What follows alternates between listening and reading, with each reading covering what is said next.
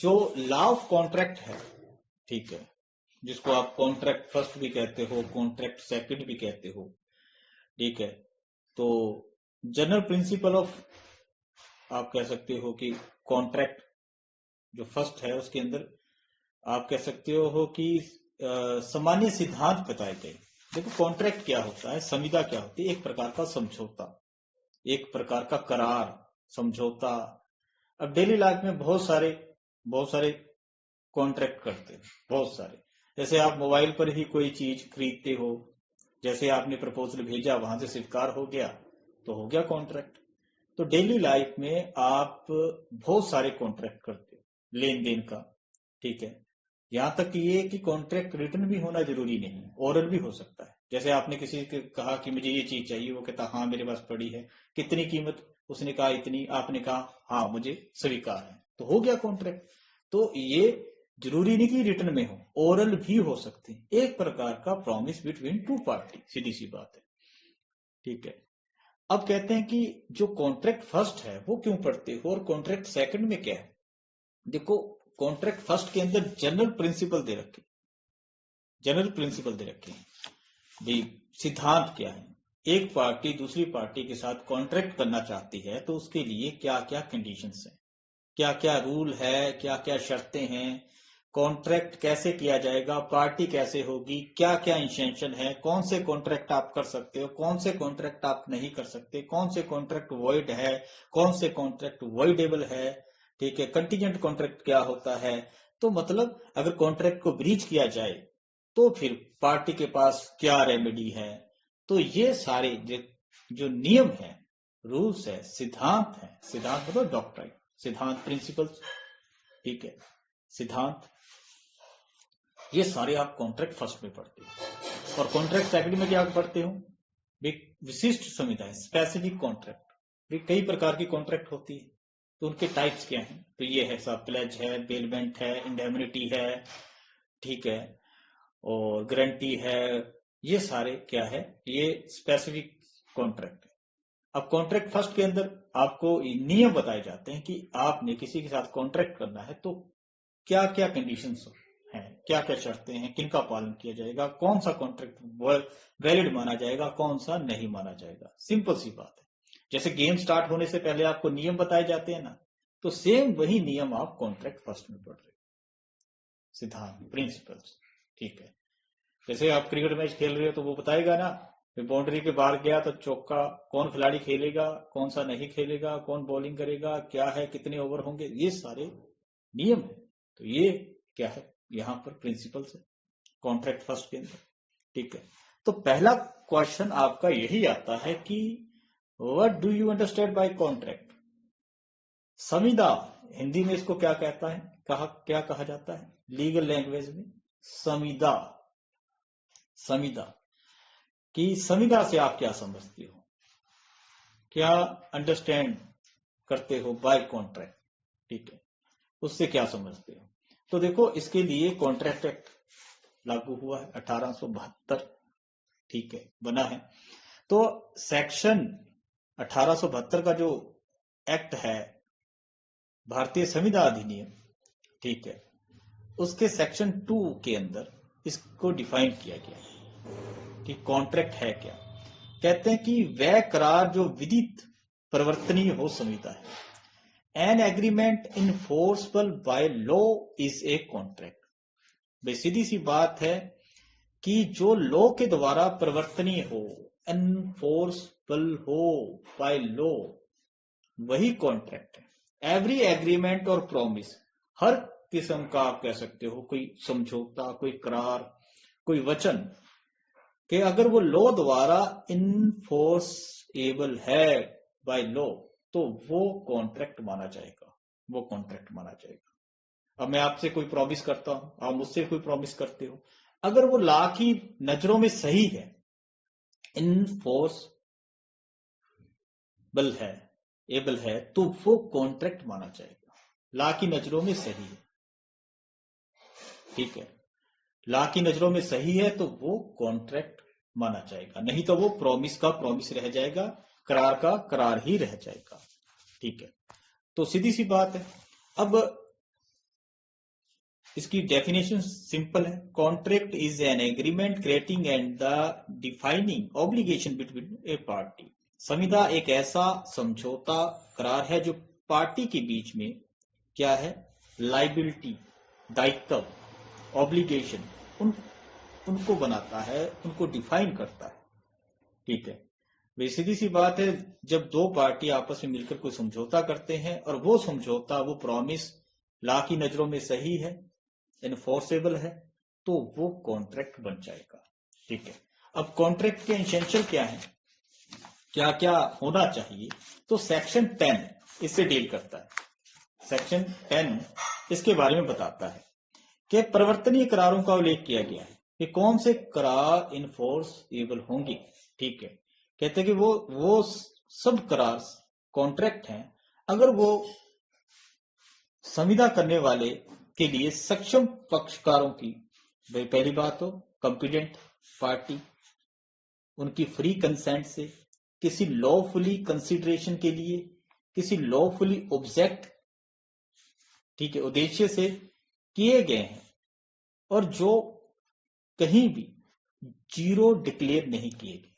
तो मतलब सेक्शन 10 में सारी कंडीशन को बता दिया। ध्यान से देखना, इसमें क्या बताया है कि जो कॉम्पिटेंट पार्टी द्वारा फ्री कंसेंट से उनकी लॉफुली कंसिडरेशन है, लॉफुली ऑब्जेक्ट है, और वो जीरो वॉइड डिक्लेयर नहीं है, ठीक है, तो वो कहते हैं कि संविदा है, वो कॉन्ट्रैक्ट है।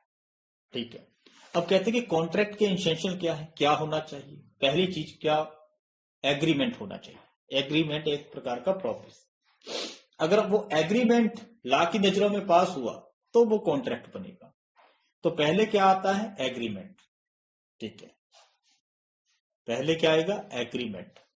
ठीक है, तो एग्रीमेंट कैसे होता है, एक पार्टी प्रपोजल करेगी, दूसरी पार्टी उसको एक्सेप्ट करेगी, प्लस कंसिडरेशन होगा। ठीक है, तो वो क्या बन गया, एग्रीमेंट। जैसे मैंने आपके सामने प्रपोजल रखा कि मैं साहब आपकी साइकिल खरीदना चाहता हूं, कितने में दोगे आप, आपने कहा भी मैं बेचने के लिए तैयार हूं, डन, इतने में। ठीक है, अब मान लो भी उसके बदले में प्रपोजल किया मैंने, मैं 500 रुपए में आपकी साइकिल खरीदना चाहता हूं, आपने स्वीकार कर ली। प्रपोजल प्लस एक्सेप्टेंस हो गया, प्लस कंसिडरेशन। भाई आप मुझे साइकिल दे रहे हो, वो मेरे लिए कंसिडरेशन है, मैं आपको उसके बदले में पैसा दे रहा हूं, फ्री में तो नहीं ले रहा। तो इक्वल क्या बन गया, एग्रीमेंट। एग्रीमेंट कैसे बनता है, proposal plus acceptance plus consideration equal agreement. अब एग्रीमेंट प्लस क्या होना चाहिए, बताइए।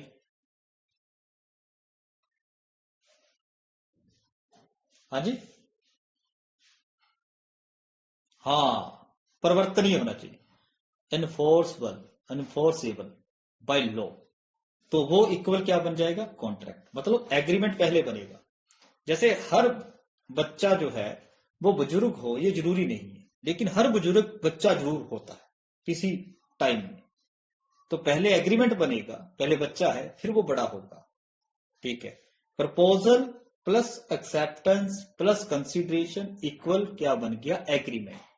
अब ये एग्रीमेंट लॉ की नजरों में पास हुआ, अकॉर्डिंग टू लॉ हुआ, तो वो कॉन्ट्रैक्ट बन जाएगा। क्लियर, वो कॉन्ट्रैक्ट बन जाएगा, नहीं तो वो एग्रीमेंट का एग्रीमेंट ही रह जाएगा। दूसरी बात क्या होना चाहिए, सब कॉम्पिटेंट पार्टी होनी चाहिए।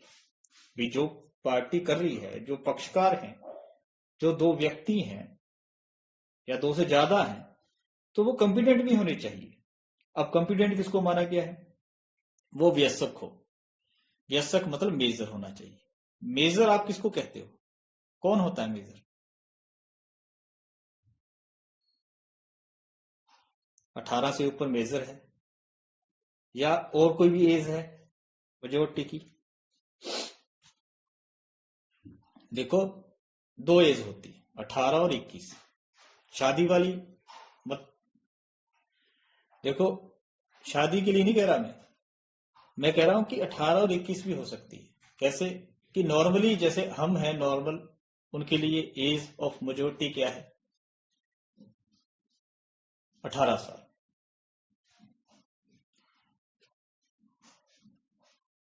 गार्जियन तो अपने गार्जियन नहीं है, आपका कोई तो गार्जियन होगा जब बच्चे होंगे, आपके फादर मदर। संरक्षक मैं ही भी क्या कर रहा हूं, जिसका गार्जियन कोर्ट द्वारा अपॉइंटेड है, जिसका कोर्ट ने गार्जियन अपॉइंट किया है, वो उसकी मेजोरिटी की एज कितनी होगी, 21 साल। बस इतना ही फर्क है और नहीं।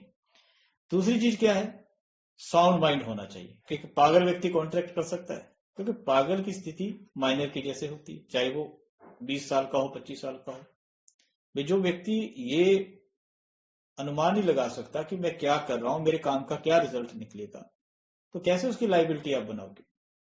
तो देखो साउंड माइंड होना चाहिए। तीसरी बात, संविदा करने के लिए अन्यथा असक्षम मतलब डिस्क्वालिफाइड घोषित डिक्लेयर ना हो। असक्षम कौन होता है, जैसे कोर्ट ने किसी को दिवालिया घोषित कर दिया, क्या वो कॉन्ट्रैक्ट कर सकता है, नहीं कर सकता, असक्षम है। कोई बता जेल के अंदर है, असक्षम है। तो देखो जो डिक्लेयर किए गए भी ये इनकम्पिटेंट, तो वो नहीं कर सकते। तो साउंड माइंड हो, मेजर हो और संविदा करने के लिए अन्यथा असक्षम, ठीक है, नहीं हो, नहीं है, हो गया। तीसरी चीज की आती है फ्री कंसेंट। मान लो भी मैं आपके साथ कोई एग्रीमेंट कर रहा हूं, ठीक है, कॉन्ट्रैक्ट कर रहा हूं, तो देखो आपकी कंसेंट भी होनी चाहिए। कंसेंट को कहां डिफाइन किया गया है, कौन से सेक्शन में बताइए, section 13। Very good, section 13, very good. देखो कंसेंट को डिफाइन किया गया सेक्शन 13। अब सेक्शन 14 में क्या है कि कंसेंट का होना ही जरूरी नहीं है, उसका स्वतंत्र फ्री होना भी जरूरी है। ये नहीं कि मैंने आपकी कनपटी पर गन रख के आपकी सहमति दे दी, तो वो है तो कंसेंट लेकिन वो फ्री नहीं है, कंसेंट फ्री होनी चाहिए, ये सेक्शन 14 कहता है, 14 कहता है। अब फ्री कंसेंट कौन सी है, जो सेक्शन 15, 16, 17, 18 के अंदर डिफाइन की गई है, ठीक है, जो क्वेश्चन के अंडर नहीं। क्वेश्चन क्या होता है, कहां डिफाइन किया गया, सेक्शन 15 में, 15 में। क्वेश्चन क्या होता है, पर पीड़न, किसी को धमकी देकर, थ्रेट देकर, ठीक है, कोई कंसेंट ली जाती है, वो क्या फ्री मानी जाएगी, नहीं, सब क्वेश्चन है, वो क्वेश्चन है, ठीक है।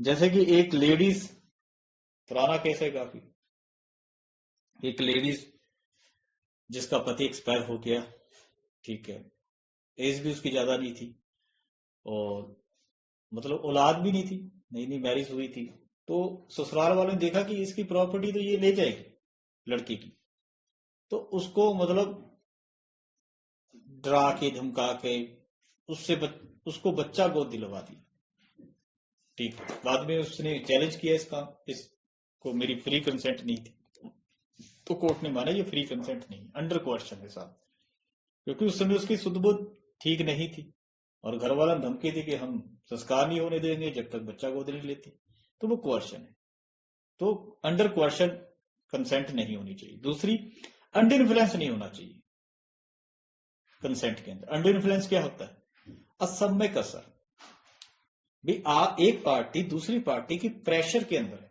वो असम्यक असर है। जैसे आप क्लाइंट हो, मैं आपका वकील हूं, ठीक है, अब आप मेरे पास आते हो, आपको तो कुछ मतलब लीगल प्रोसीडिंग के बारे में ज्यादा कुछ नहीं पता, या तो देखो ज्यादातर वकील कहीं जगह पर साइन करवा लेते हैं कि हाँ ये भी आपका एप्लीकेशन यहाँ साइन कर दी, ये साइन कर दी, ये साइन कर दी।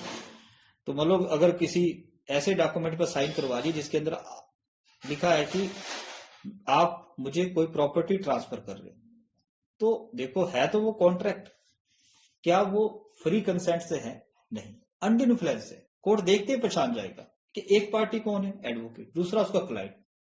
अब क्लाइंट कह रहा कि साहब मुझे नहीं पता ये कैसे हुआ, साइन तो मेरे है लेकिन मुझे ये बताया नहीं गया, तो कोर्ट क्या कहेगा कि अंडर इन्फ्लुएंस है, अनुचित प्रभाव, भी एक पार्टी दूसरी पार्टी के प्रेशर के अधीन।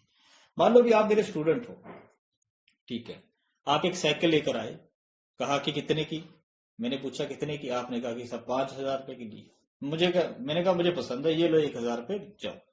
अब मतलब आप छोटे हो उम्र में, तो आपने कुछ कहा नहीं, प्रेशर के अधीन हो, भी टीचर को क्या बोले, ठीक है, तो चले गए। अब घर वालों ने कहा कि ये कैसे, ये तो देखो अंडर इन्फ्लुएंस है, अनुचित प्रभाव है, ये होता है अंडर इन्फ्लुएंस, इसके अंडर नहीं होनी चाहिए कंसेंट। तीसरी चीज, फ्रॉड से प्राप्त ना की। जैसे मैं आपका मैनेजर हूं या कुछ भी हूं, मैं आपसे कई कागज साइन करवा रहा हूं, उसके अंदर एक प्रॉपर्टी का कागज लगा दिया, या मैंने झूठ बोलकर कोई कागज पर आपके साइन ले लिए किसी फैक्ट को छुपा कर या कुछ ऐसा, तो वो फ्रॉड है। फ्रॉड से कंसेंट प्राप्त ना की। एक चीज होती है दुरुपदेशन, मिसप्रेजेंटेशन। मिसप्रेजेंटेशन क्या होता है कि आप किसी बात को बढ़ा चढ़ाकर कहते हो जिस पर आपका खुद का ही पक्का विश्वास ना हो। देखो, फ्रॉड और मिसप्रेजेंटेशन में थोड़ा सा डिफरेंस है। फ्रॉड अलग चीज है, मिसप्रेजेंटेशन अलग है, लेकिन डिफरेंस इसमें थोड़ा सा ही है। जैसे कि मैं कहता हूं कि आप इस कंपनी के शेयर खरीदिए और ये डबल हो जाएंगी, इतना पैसा आपको मिलेगा। लेकिन अगर मुझे इस बात का पता है कि ये कंपनी फ्रॉड है, भाग जाएगी पैसा खाकर, तो मैं आपके साथ क्या कर रहा हूं बताइए? मिसप्रेजेंटेशन नहीं है, ये फ्रॉड है। अगर मुझे पता है कि ये कंपनी, अगर इस फैक्ट का पता है मुझे कि हाँ ये कंपनी फ्रॉड है, ये खाकर भाग जाएगी पैसा, तो मैं आपको धोखा ही दे रहा हूं आगे, कि मुझे पता है, विश्वास है कि नहीं मिलेगा, फिर भी मैं कह रहा हूं कि मिलेगा, तो ये फ्रॉड है। और मिसप्रेजेंटेशन क्या है? मान लो भी मैं आपके सामने किसी बात, छोटी सी बात को और बढ़ाकर कह रहा हूं कि साहब ये कंपनी बहुत बढ़िया है, आपको इतना मिलेगा, इतना मिलेगा, लेकिन मुझे खुद को ही नहीं पता कि मिलेगा या नहीं मिलेगा। मेरे दिमाग में यही बात है कि मिल भी सकता है या नहीं भी मिल सकता। देखो, मैं खुद भी श्योर नहीं हूं कि मिलेगा या नहीं मिलेगा, लेकिन मैं आपसे क्या कह रहा हूं, मिलेगा। तो ये मिसप्रेजेंटेशन है, किसी बात को बढ़ा चढ़ाकर कहना, ये मिसप्रेजेंटेशन है। अगर मुझे यह पता है कि नहीं मिलेगा, तो फिर मैं कह रहा हूं कि मिलेगा, तो ये फ्रॉड है। तो इतना सा डिफरेंस है बिटवीन फ्रॉड एंड मिसप्रेजेंटेशन के अंदर। तो under question, under influence, under fraud, under misrepresentation consent नहीं होनी चाहिए। अगर है तो वो फ्री कंसेंट नहीं मानी जाती। अगर फ्री कंसेंट ना हो तो कॉन्ट्रैक्ट क्या होता है?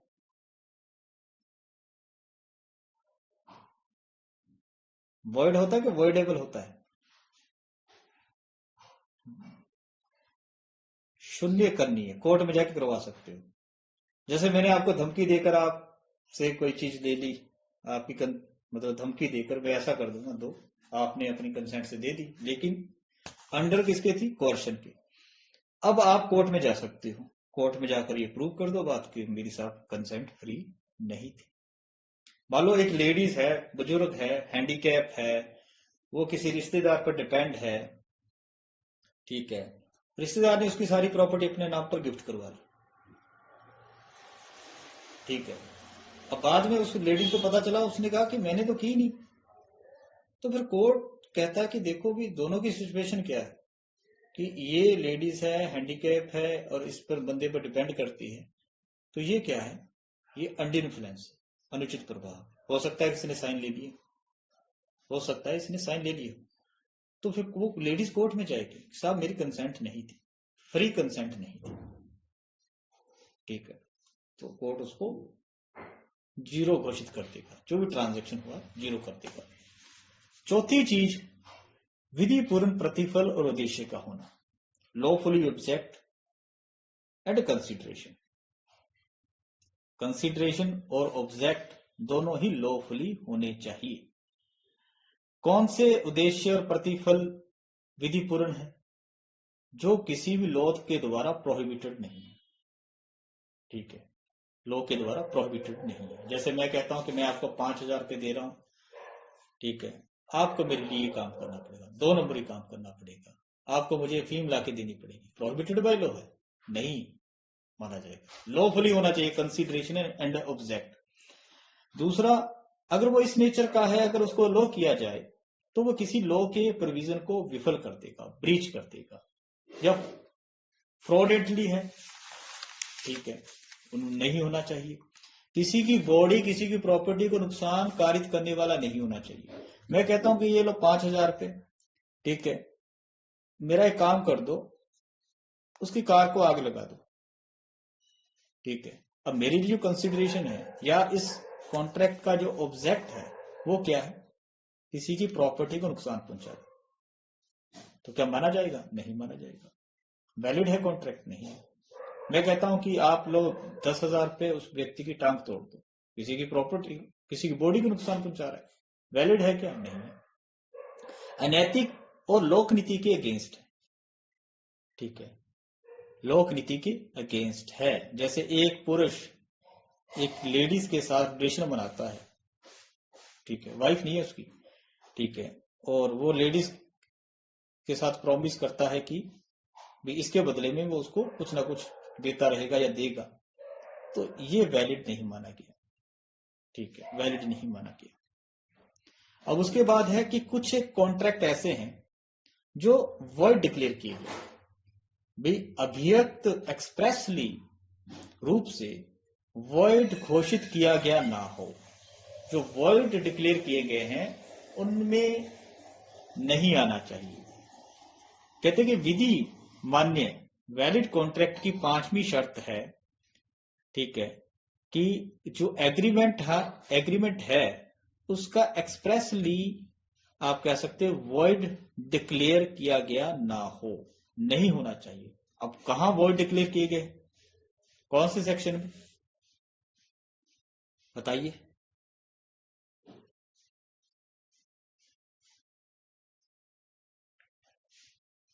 तो 25 आता है या नहीं आता?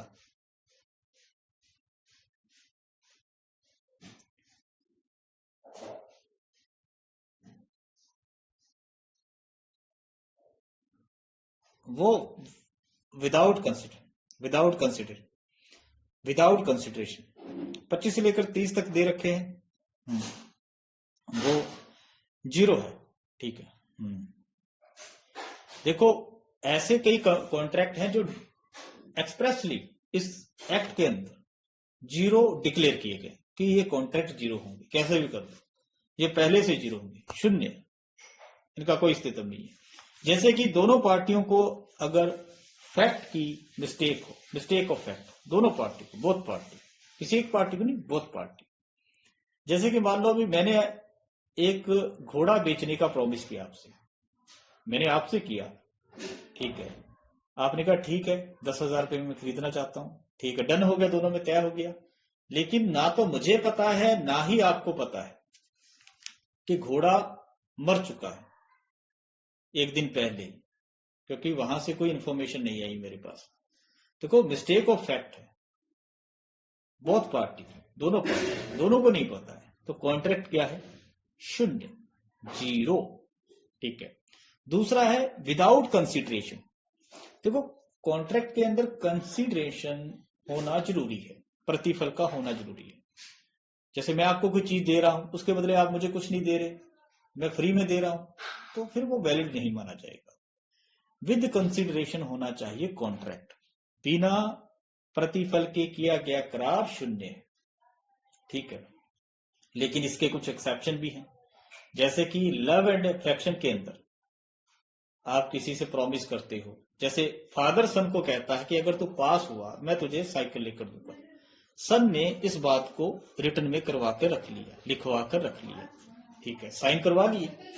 अब मान लो, हाँ 1 मिनट वेट करना, 1 मिनट, ठीक है। देखो अब सन ने लिखवा के रख लिया उस कॉन्ट्रैक्ट को, अब मान लो वो पास हो गया तो फादर को साइकिल देनी पड़ेगी, सीधी सी बात है। यहां पर देखो सन फादर को कुछ दे रहा है क्या? नहीं, वो तो खुद के लिए कर रहा है। तो देखो विदाउट कंसिडरेशन हो सकता है। या और भी कई आते हैं, जैसे पास्ट में आप किसी को सर्विस दे चुके थे, उसके बदले में बंदा आज प्रॉमिस करता है कि मैं आपको उसका पैसा दूंगा, तो वो भी विदाउट कंसिडरेशन माना जाता है, क्योंकि प्रॉमिस अब हो रहा है, ठीक है। तो अब कोई कंसिडरेशन नहीं है, लेकिन विदाउट कंसिडरेशन है, लेकिन ये एक्सेप्शन है इसका। तीसरा है रिस्ट्रेन टू मैरिज, विवाह में अवरोध पैदा करने वाले एग्रीमेंट भी, जो मैरिज के अंदर कोई मतलब अवरोध पैदा करते हैं, वो एग्रीमेंट वैलिड नहीं माने जाते, जीरो। ठीक है, पार्शली नहीं, फुली आप कह सकते होना चाहिए। जैसे मैं आपसे कहता हूं कि आप शादी नहीं करोगे, ये लो 10,000 रुपये, आपने दूसरे दिन कर ली, क्या मैं आपको कोर्ट में चैलेंज कर सकता हूं? किसी ने ब्रीच ऑफ कॉन्ट्रैक्ट नहीं कर सकते, क्योंकि वर्ड है, रिस्ट्रेन टू मैरिज। मैं कहता हूं कि आप एक्स नामक लड़की से शादी नहीं करोगे, आप कर लेते हो, तो कोई फर्क नहीं पड़ेगा, क्योंकि कॉन्ट्रैक्ट वर्ड जीरो है, रिस्ट्रेन टू मैरिज। ठीक है, रिस्ट्रेन टू मैरिज कॉन्ट्रैक्ट शून्य, जीरो। लेकिन इसका भी एक्सेप्शन है, चाइल्ड मैरिज को रोकने का एग्रीमेंट वैलिड माना जाता है। जैसे कि अपने सारे जितने भी बंदे इस ग्रुप में हैं, आपस में मिलकर म्यूचुअली आपसी एक समझौता करते हैं, एक एग्रीमेंट करते हैं कि जितने भी अपने ग्रुप बनाएंगे और जितनी भी शादियां होंगी जो चाइल्ड मैरिज है, बच्चों की शादियां, ठीक है, माइनर की, उनको हम रोकेंगे। तो ये कॉन्ट्रैक्ट वैलिड है क्या? ये वैलिड है, ये वैलिड है। ठीक है, ये इसका एक्सेप्शन है। चौथे नंबर पर कौन सा है? रिस्ट्रेन टू ट्रेड और बिजनेस। रिस्ट्रेन टू ट्रेड और बिजनेस, व्यापार अवरोधी करार। ये किसी को आप बिजनेस करने से नहीं रोक सकते, कोई ट्रेड, भाई हर व्यक्ति को फ्रीडम है, वो कोई भी प्रोफेशन, कोई भी ट्रेड अपना सकता है, तो उसके लिए जो भी क्वालिफिकेशन है वो कंप्लीट होना चाहिए। ठीक है, जैसे आप आज LLB कर रहे हो, तो क्या आपको कोई रोक सकता है? क्या नहीं रोक सकता। आप कोई दुकान खोलना चाहते, खोल लो। अब मान लो भी, हाँ, तो अगर मान लो दो आदमियों के बीच में एग्रीमेंट हो जाता है, दोनों पड़ोसी है, दुकानदार है, दोनों आपस में मिलकर ये एग्रीमेंट कर लेते हैं कि जैसे कि आप हो, आपका एक पड़ोसी है, आप उसके साथ एग्रीमेंट कर लेते हो कि तुम भैया मेरी जैसी दुकान नहीं खोलेगा, ठीक है, ये नहीं करेगा, वो नहीं करेगा, ऐसा जैसा बिजनेस मैं कर रहा हूं वैसा नहीं करेगा, तो रिस्ट्रेन टू मैरिज है, एग्रीमेंट वॉइड है, जीरो है, जिसका कोई स्थितिजम नहीं है। ठीक है, लेकिन इसका एक्सेप्शन है, क्या है? जैसे गुडविल। अब मान लो भी एक गुडविल बेचती एक कंपनी ने, ठीक है, तो वो दूसरी कंपनी जो है जिसने बेची है, ठीक है, उस कंपनी पर ये रिस्ट्रिक्शन लगाई जा सकती है कि वो वैसा व्यापार अब दोबारा नहीं करेगी। जैसे आपकी बहुत बढ़िया दुकान चल रही है, आपका एक लोगो है, एक ट्रेडमार्क है, एक आपका कह सकते गुडविल है, वो मैं खरीद लेता हूँ, पैसा दे देता हूँ, ठीक है, अब आप दोबारा उसी नाम से वहीं आसपास कहीं दुकान कर लो, तो फिर मेरा काम तो चौपट हो जाएगा दोबारा। ठीक है, तो ऐसा नहीं, यहां पर देखो रोका जा सकता है, रिस्ट्रेंट किया जा सकता है। जैसे हच हुआ था ना वोडाफोन के अंदर कन्वर्ट, एक एड आती थी, हच आज से हो गया वोडाफोन, हच के ग्राहक वोडाफोन में चले गए, क्योंकि वोडाफोन ने हच की जो गुडविल थी इंडिया के अंदर वो खरीद ली। अब वोडाफोन हच पर ये रिस्ट्रिक्शन लगा सकता है कि दोबारा से इंडिया में हच के नाम से बिजनेस नहीं करूंगा। कहने का मतलब एग्जांपल दे रहा हूं। ठीक है, अब मतलब हच दोबारा से आ जाए कि ये नया हच आ गया, थोड़ा सा लोगो चेंज करके, तो कर सकता है कि नहीं कर सकता? यहां पर रोका जा सकता है, अगर गुडविल वगैरह जो होता है वो बेच दिया जाए, वहां पर रोक लगाई जा सकती है। उसके बाद है विधिक कार्यों में अवरोध पैदा करने वाले करार, रिस्ट्रेन टू लीगल प्रोसीडिंग। विधिक कार्रवाइयां, विधिक कार्रवाइयां क्या होती है? जैसे legal, restrain to legal proceeding, ये क्या होता है कि लीगल कार्रवाई करने के लिए रोक लगाना, कोर्ट में जाने से रोक लगाना, भी आप मेरे विरुद्ध केस नहीं करोगे, कोर्ट में नहीं जाओगे, एग्रीमेंट कर लिया, क्या एग्रीमेंट वैलिड है? नहीं है, वॉइड है, क्योंकि राइट है सू करने का, जिसके अधिकारों का हनन होता है वो जाएगा कोर्ट में, आप रोक नहीं सकते बाय एग्रीमेंट। लेकिन इसका भी एक्सेप्शन है, आर्बिट्रेशन। क्या है कि मान लो दो बिजनेसमैन हैं और वो आपस में एग्रीमेंट करते हैं कि हमारे बीच में बिजनेस को लेकर कोई भी कन्फ्लिक्ट या विरोधाभास या आप कह सकते हो कि डिस्प्यूट पैदा होगा तो हम कोर्ट में नहीं जाएंगे, हम आर्बिट्रेशन में जाएंगे और ये फलाना व्यक्ति हमारा आर्बिट्रेटर होगा, तो वो कॉन्ट्रैक्ट वैलिड, वो कॉन्ट्रैक्ट वैलिड है। कोर्ट में नहीं जाना लेकिन आर्बिट्रेशन में जाना, कोर्ट से बाहर ही एक आप कह सकते हो कि एक ऐसी कार्रवाई जिसमें दोनों बोथ पार्टी आपसी समझाइश द्वारा मतलब सेट कर लेता है। उसके बाद आ गया अनसर्टेनिटी, अनिश्चितता, जहां पर एग्रीमेंट सर्टेन ना हो, कोर्ट भी उसका पता नहीं लगा सकता। जैसे कि मान लो भी मैंने कहा कि मैं आपको 100 बोरी अनाज की दूंगा, हर बोरी की कीमत कितनी होगी, 1000 रुपये होगी। अब अनाज कौन सा होगा ये लिखा ही नहीं है। कोर्ट भी पता लगा सकता कि यहाँ मक्का होना चाहिए, यहाँ बाजरा होना चाहिए, यहाँ गेहूं होना चाहिए, नहीं कर सकता। मैंने कहा मैं आपको 100 टन तेल दूंगा, ठीक है, पर टन की कीमत आप कह सकते हो कि 10,000 रुपये होगी, ठीक है, लेकिन तेल ऑयल नहीं लिखा, कैसा होना, कैसा होगा, ठीक है, कौन सी क्वालिटी का होगा नहीं लिखा, तो कॉन्ट्रैक्ट अनसर्टेन है, तो कोर्ट भी पता नहीं लगा सकता। दूसरा व्यक्ति चाहे कह दे कि साहब ये तो बादाम का तेल था साहब, मैं तो बादाम का तेल लूंगा, तो लिखा ही नहीं है, अनसर्टेन है, कोर्ट भी उसकी इंटरप्रिटेशन नहीं कर सकता, अनसर्टेन। कोई भी एग्रीमेंट होता है किसी भी बिजनेस के अंदर सेल और परचेज का, तो वहां पर क्वालिटी क्या होगी, क्वांटिटी कितनी होगी, रेट प्राइस क्या होगा, ये मेंशन होना चाहिए, तो वो सर्टेन माना जाता है। उसके बाद है बैजरिंग कॉन्ट्रैक्ट, बाजी के करार।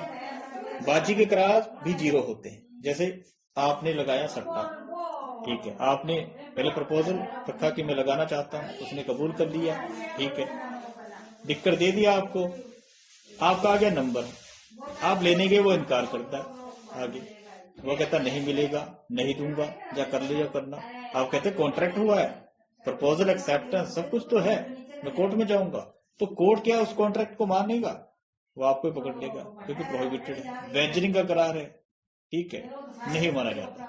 लेकिन कुछ एक इसके एक्सेप्शन है जहां पर बैजरिंग कॉन्ट्रैक्ट भी वैलिड माने जाते हैं। जैसे कि lottery, Punjab state lottery bumper, Lodi bumper आपने खरीदा होगा, तो वो भी कंटीजेंस, उसके अंदर भी कंटीजेंसी होती है, ठीक है, वो भी बैजरिंग के हैं। मान लो देखो, बैजरिंग का मतलब क्या होता है कि दोनों पार्टियों को ये होता है कि वो हार भी सकती है, जीत भी सकती है, 50-50 इसके अंदर होता है, ठीक है, भी किसी इवेंट पर होता है, हो भी सकता है, नहीं भी हो सकता। अब मान लो आपने लॉटरी बम्पर खरीदा, लोडी बम्पर या दिवाली बम्पर, कुछ भी, नंबर आ भी सकता है, नहीं भी आ सकता, आगे तो मिलेंगे, नहीं आए तो नहीं मिलेंगे, है तो बैजरिंग, लेकिन ये सरकार द्वारा मान्यता प्राप्त, सरकार द्वारा मान्यता प्राप्त। हाँ आता है, लेकिन वो वैलिड नहीं, 0 है, शून्य। अब सरकार की मान्यता मिल गई जिस भी चीज को, चाहे वो बैजरिंग है, वो वैलिड माना चाहिए, ठीक है। उसके बाद असंभव घटनाओं पर समाहित करा, ऐसी घटना जो घट ही नहीं सकती, ऐसी घटना जो घट ही नहीं सकती, ठीक है, तो उस पर जो एग्रीमेंट डिपेंड करते हैं वो वॉइड होते हैं। ऐसी घटना जो घट ही नहीं सकती, उस पर जो करार होते हैं वो वॉइड होते हैं। असंभव घटना जो घट ही नहीं सकती, जैसे कि मेरा जहाज है, हाँ जी, असंभव घटना वो असंभव कार्य है, वो इम्पॉसिबल कॉन्ट्रैक्ट है, कार्य मैं बताऊंगा आगे जाके। ऐसी घटना जो असंभव, मैं कहता हूं कि मेरा जहाज आएगा, मैं आपको अनाज दूंगा, लेकिन जहाज डूब चुका है, क्या वो आ सकता है, क्या नहीं आ सकता, कॉन्ट्रैक्ट वर्ड, असंभव घटना, ठीक है। असंभव कार्य, इम्पॉसिबल एक्ट, जो हो ही नहीं सकता, इम्पॉसिबल है, वो भी एग्रीमेंट 0 होते हैं। जैसे कि मैं कहता हूं कि मैं बॉल ऊपर मारूंगा, वो नीचे नहीं आएगी, गुरुत्वाकर्षण आएगी ही आएगी, नहीं हो सकता, इम्पॉसिबल एक्ट है, ठीक है, सीधी सी बात है, इम्पॉसिबल एक्ट है, हो ही नहीं सकता। मैं कहता हूं कि दो सीधी रेखाएं, ठीक है, दो सीधी स्ट्रेट लाइन द्वारा मैं किसी एरिया को कवर कर लूंगा, कैसे भी करके देख लो, किसी एरिया को चारों ओर से आप कवर नहीं कर सकते दो सीधी रेखाओं द्वारा। तो ये एक्ट क्या है, असंभव है, इम्पॉसिबल है। तो क्या हो सकता है, नहीं हो सकता। तो इस पर अगर कोई एग्रीमेंट, ठीक है, इससे संबंधित है तो वो भी क्या माना जाएगा, जीरो माना जाएगा, शून्य माना जाएगा।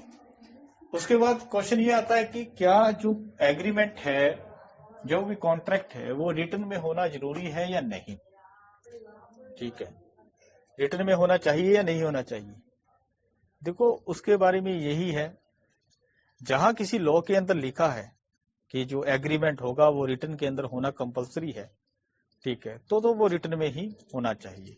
अदरवाइज अगर किसी लॉ में मेंशन नहीं है कि रिटन कंपलसरी नहीं है, वहां पर ओरल भी हो सकता है, ओरल मौखिक करार भी हो सकता है। ठीक है, तो ये थे एसेंशियल सारे एक वैलिड कॉन्ट्रैक्ट के। अब एक जो लास्ट वाला पॉइंट आपको बताया कि रिटन में होना जरूरी है या नहीं है, इसका एग्जांपल दे देता हूं। जैसे कि आप ट्रांसफर ऑफ प्रॉपर्टी एक्ट पढ़ोगे 1882, कहा सेकंड ईयर में, तो वहां पर एक बात मेंशन की गई है, अगर कोई भी व्यक्ति अपनी कोई प्रॉपर्टी जो स्थावर संपत्ति है, इमूवेबल प्रॉपर्टी है, उसको ट्रांसफर कर रहा है और उसकी कीमत कितनी है, 99 रुपीज से ऊपर की है, मतलब 100 रुपए या 100 रुपए से ज्यादा की है, तो वो जो ट्रांसफर होगा वो रिटर्न के अंदर ही होगा, और मतलब रिटर्न होगा, रजिस्टर्ड होगा, अटेस्टेड होगा बाय विटनेस। तो ये लिखा है वहां। हाँ, 100 रुपए से कम की प्रॉपर्टी है, 99 रुपीज की है, 98 की है, 90 की है, 50 की है, तो वो आप उसका कब्जा डिलीवर करके भी ट्रांसफर कर सकते हो। तो वो लॉ के अंदर मेंशन है, तो वो एग्रीमेंट क्या है, वो रिटर्न में होना जरूरी है। अगर इमूवेबल प्रॉपर्टी को ट्रांसफर किया जाता है, कीमत उसकी 100 रुपए या 100 रुपए से ज्यादा है।